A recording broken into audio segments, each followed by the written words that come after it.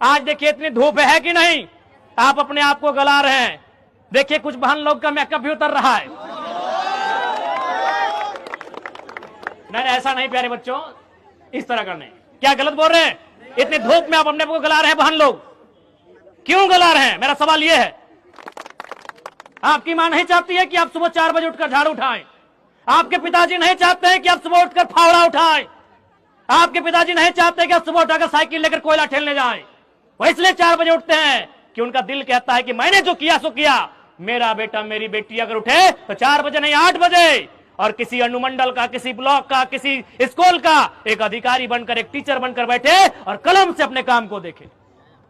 तमाम शिक्षक, शिक्षिकाएं, अभिभावक और छात्र छात्राओं, आप सभी को गणतंत्र दिवस की हार्दिक असंख्य शुभकामनाएं।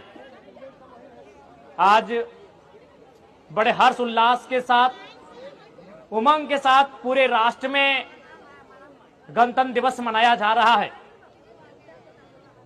लेकिन आज हमें जानने की आवश्यकता है, जानने के साथ साथ अनुकरण करने की आवश्यकता है कि गणतंत्र का अर्थ क्या है, किन परिस्थितियों में भारत देश में गणतंत्र की व्यवस्था की गई थी, किन परिस्थितियों में भारत देश स्वतंत्र हुआ था। तो ये सर्वविदित है, आप सभी जानते हैं कि गुलामी की एक लंबी दास्ता को हमने देखा था। हमने यानी हमारे देश ने, हमारे पूर्वजों ने। वो दास्ता यूनानियों से लेकर, तुर्क मंगोली से लेकर, मुगल से लेकर अंग्रेजों के कालखंड तक हमने देखा।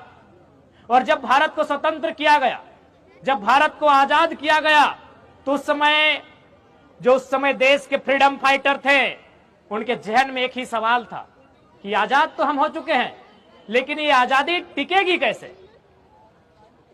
ये आजादी टिकेगी कैसे?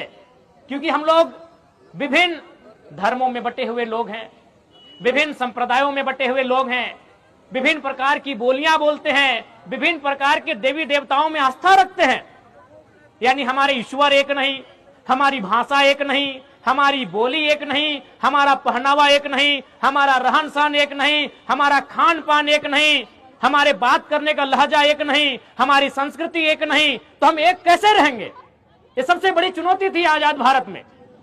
तो उस चुनौती से निपटने के लिए भारत देश के विद्वानों ने यह तय किया कि भारत देश में संविधान का रूप दिया जाएगा, एक लोकतंत्र, एक गणतंत्र की व्यवस्था की जाएगी, और वही इन चुनौतियों का सामना करेगा, वही इन चुनौतियों को एक सूत्र में बांधने का काम करेगा, जिसे हम गणतंत्र कहते हैं।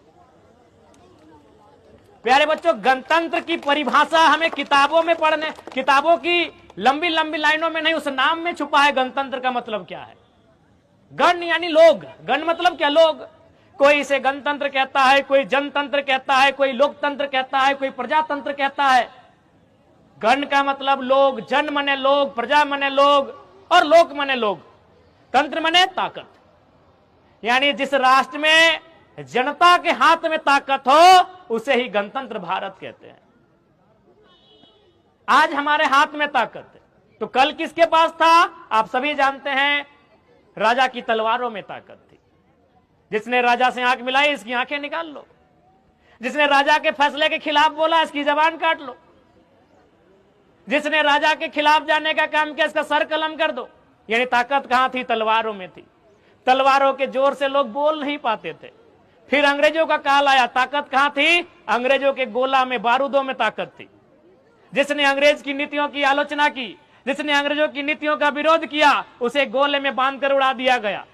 यानी ताकत तलवार से होकर तोप, बंदूक तक आ गई, और आज एक आम व्यक्ति के हाथों तक आ गई, उसे ही गणतंत्र कहते हैं। आज आपके हाथों में ताकत है, आज इस कलम में ताकत है, आज आपके इस हाथ में जो उंगली में ये ब्लू रंग की स्याही लगाकर आप वोट करने जाते हैं, उस वोट में ताकत है। तो साफ शब्दों में गणतंत्र का मतलब, जहां गण के हाथों में ताकत हो उसे ही गणतंत्र कहते हैं। पुनः आप सभी को गणतंत्र दिवस की शुभकामनाएं।